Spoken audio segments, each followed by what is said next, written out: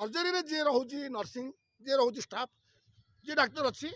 जो रोगी आसूँ ये टिकेट काटिक सर्जरी करने पेसेंट आसूँ से डाइवर्ट कर अमुक नर्सिंग होम जा सेठी जा से ऑपरेशन कले 5,000 टका पाँच जब मेडिकल ऑपरेशन करेंगे पैसा पाइबेनि एक सरकार दौर आयुष्मान पैसा किए दौर भारत सरकार दौरान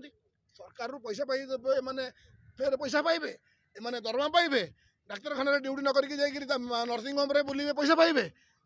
तेणु डाक्तर मैंने एत पैसा नहीं कौन करेंगे कौन एत पैसा करेंगे लक्ष लक्ष दरमा सरकार दौरान एत टा नहीं कौन कर गोटे पेसेंट देखा 300 गोटे डाक्तर दिन को 100 पेसेंट देखते 30,000 40,000 दिन को मेडिसिन वाला कमिशन डायग्नोसिस वाला कमिशन अल्ट्रासाउंड वाला कमिशन कौन एत पैसा तुम डाक्तर मैंने कर तेणु ये जो सिस्टमटा चली आम निश्चित भाव में सिस्टम जगू आगामी दिन में जो डाक्तर मैंने जाकि नर्सिंग होम मान ऑपरेशन करुवे आम खबर पाइबू बेकर गामुचा पड़ी डाक्तर को घोषारी रास्ता को आणमु केस हूँ पछे आम ना हूँ पछे आम छाड़बूनु किंतु बर्तमान आम एमर स्टिंग ऑपरेशन आम आरंभ कर सारूँ जो जो डाक्तर मैंने आम जानमु आमक नर्सिंग होम अच्छा आम जीवु बेकर अपेक्षा करूँ कारण गोटे पेसेंटर अधा ऑपरेशन आम भिड़िकी आनीपारूनी जमी तार कम सर